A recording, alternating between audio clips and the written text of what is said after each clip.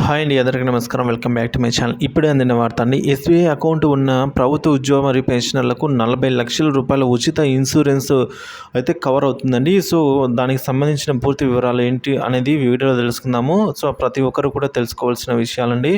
So ఇది insurance అనేది మనము ఎటువంటి పేమెంట్ లేకుండా పూర్తిగా ఫ్రీగా అయితే ఈ పాలసీ అనేది కవర్ అవుతుంది. సో మరి వివరాలు వీడియోలో ఉన్నాయి. వీడియో ఎక్కడే కానీ స్కిప్ చేయకుండా చివరి దాకా చూడడం వల్ల ఇన్ఫర్మేషన్ పూర్తిగా అర్థమవుతుంది. అలాగే వీడియో నచ్చినట్లయితే ఒక లైక్ చేయండి.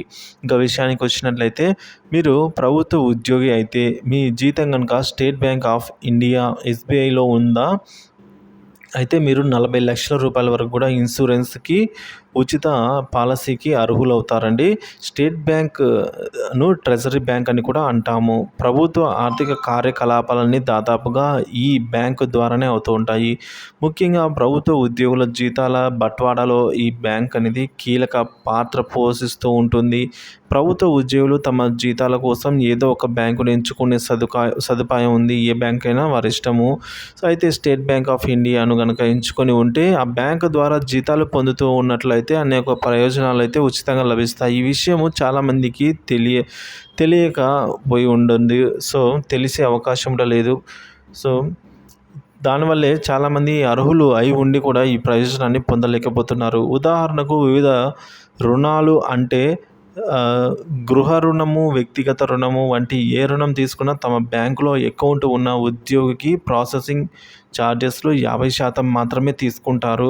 అలాగే డ్రాఫ్టులు, చెక్కులు, ఈ విధంగా ఎస్ఎంఎస్ అలర్ట్స్ అవన్నిటి కూడా ఉచితంగా లభిస్తూ ఉంటాయి. అలాగే 2 నెలల జీతం ఓవర్ డ్రాఫ్ట్గా కూడా పొందే సదుపాయం ఉంటుంది.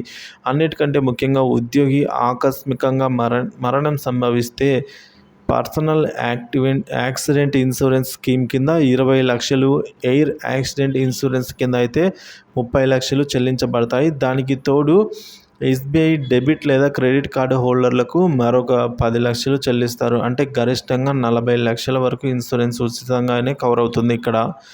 దీనికి గాను ఆ ఉద్యోగి తను జీతం తీసుకుంటున్న బ్రాంచ్కు వెళ్ళి కొన్ని వివరాలు ఇచ్చి నమోదు చేయించుకోవాలి. ఈ వివరాలు ఇచ్చి నమోదు చేయించుకుంటే మాత్రమే ఈ పథకం వర్తిస్తుంది.